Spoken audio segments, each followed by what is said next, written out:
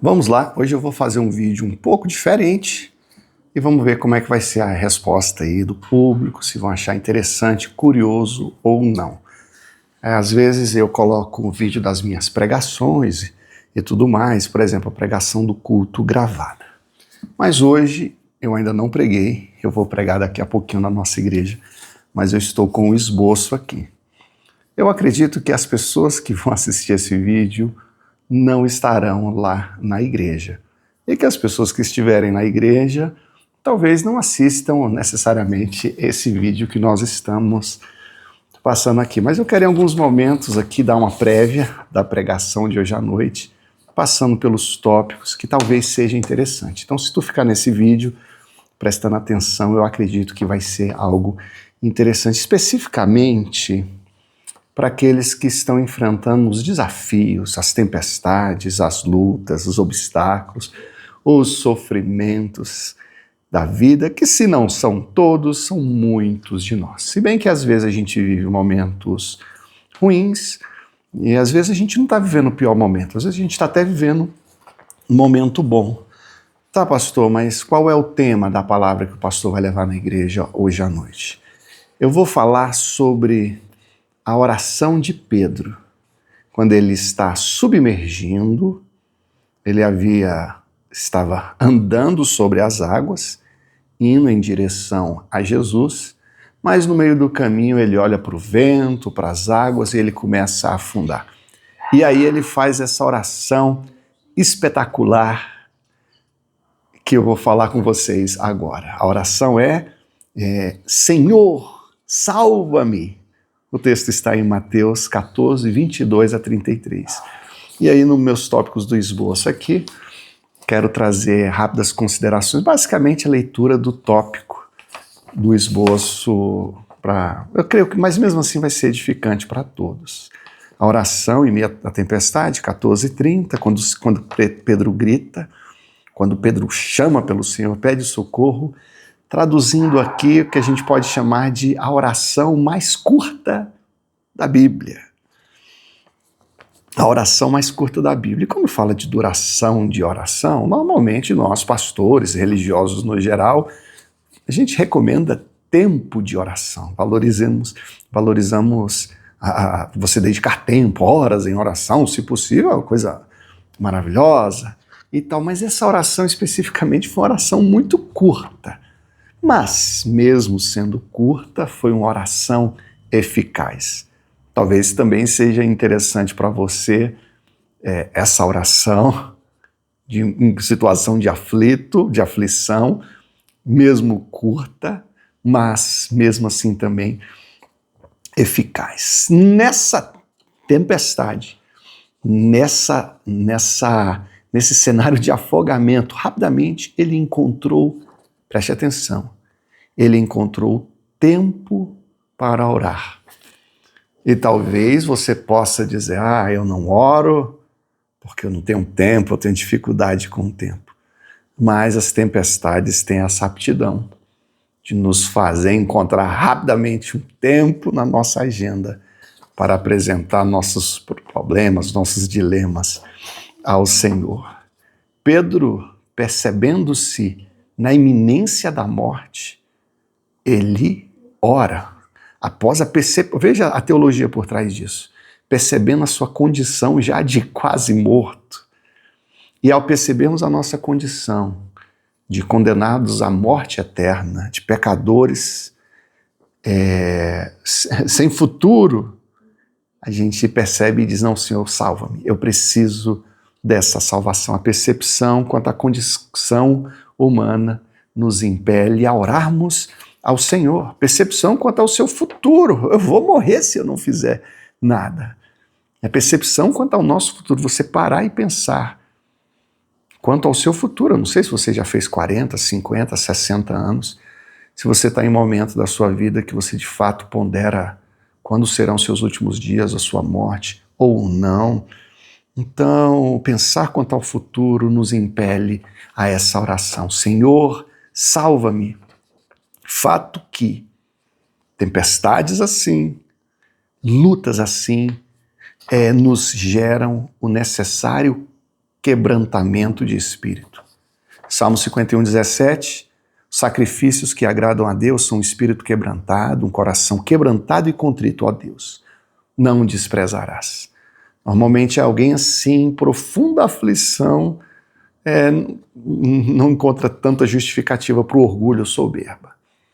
Se bem que o bom ladrão, não, o ladrão mau, aquele que estava à esquerda de Jesus ali e tudo mais, ele mesmo assim ele permaneceu orgulhoso. Mas normalmente as lutas nos servem para quebrantar o coração. Fato que essa oração de Pedro não foi uma oração formal. Imagine essa seguinte oração de Pedro.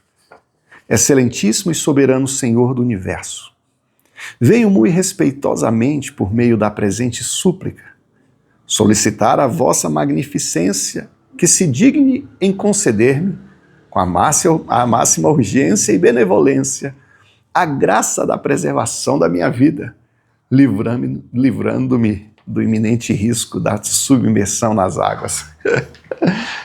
Ninguém oraria uma oração assim. Mas às vezes no nosso cotidiano a gente opta por orações mais formais, com clichês religiosos, palavras religiosas.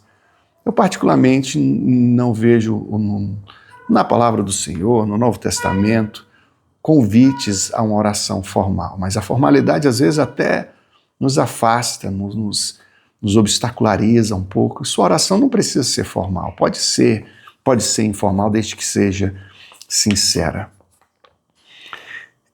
Pedro utilizou palavras comuns, foi natural, não teve tempo para mudar a entonação, uma oração absolutamente sincera, e ele não ficou preocupado com o que as outras pessoas pensariam dele no momento em que ele estava fazendo aquela oração. Não sei se os demais discípulos no barco estavam conseguindo ouvir a oração dele ali, mas ele não ficou muito preocupado. Eu confesso para vocês que eu tenho um pouco de dificuldade de orar as minhas orações mais profundas com alguém do meu lado, ouvindo a minha oração. Eu sou adepto a que ele entra no teu quarto, fecha a tua porta, e mesmo na igreja, nos cultos de orações, eu me afasto um pouco das pessoas e procuro estar mais eu e Deus especificamente. E é um fato que essa oração dele não foi em um ambiente religioso, como uma igreja formal, foi submergindo nas águas. Pode orar numa situação como essa, em um contexto como esse? Sim, posso falar da oração de Jonas no ventre do peixe, Moisés no deserto, Paulo e Silas na prisão, como você talvez já orou enquanto lavava as louças, ou dirigindo o carro, ou mesmo no chuveiro, ou sei lá, na situação mais diversa.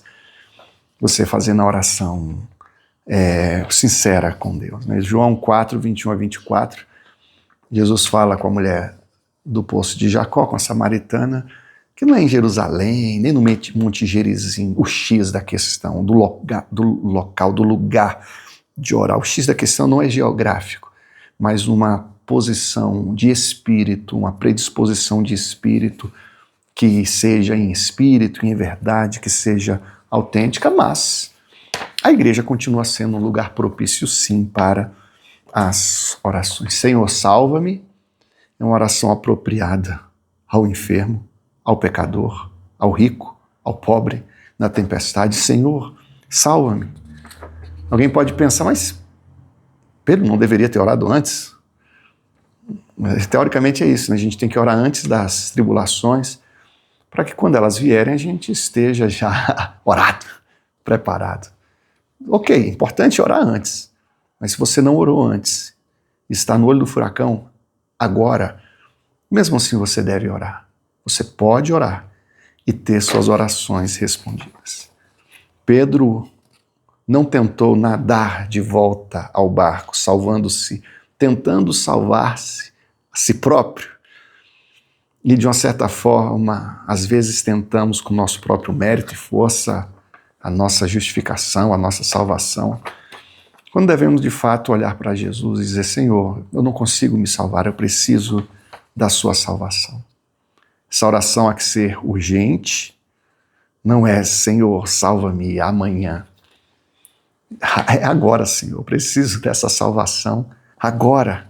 E foi de fato uma oração eficaz, feita a pessoa certa. A mão de Cristo o levantou, e mesmo ele tendo pouca fé, como Jesus o disse, homem de pouca fé, por que duvidaste e tal? Mesmo assim, mesmo esse homem de pouca fé teve a sua oração atendida, o que dá esperança para mim e para você, nós. Talvez semelhante a Pedro, eu pelo menos, com pouca fé que temos, podemos ter também as nossas orações atendidas. Sua fragilidade não o impediu de obter êxito, e o pior pecador será salvo da mesma maneira se orar de forma semelhante ao Salvador. E o Senhor está atento à sua salvação. Já deu nossa hora, já vou ter que ir para a igreja, minha esposa já está ali se aproximando. Se inscreva nesse canal, talvez você deseje enviar esse vídeo para alguém, legal, se inscreva, compartilhe. E escreva aí no comentário sugestões aí para a gente desenvolver no nosso canal também, que está um pouquinho inscrito, né? Mas faz parte. Que Deus abençoe sua vida.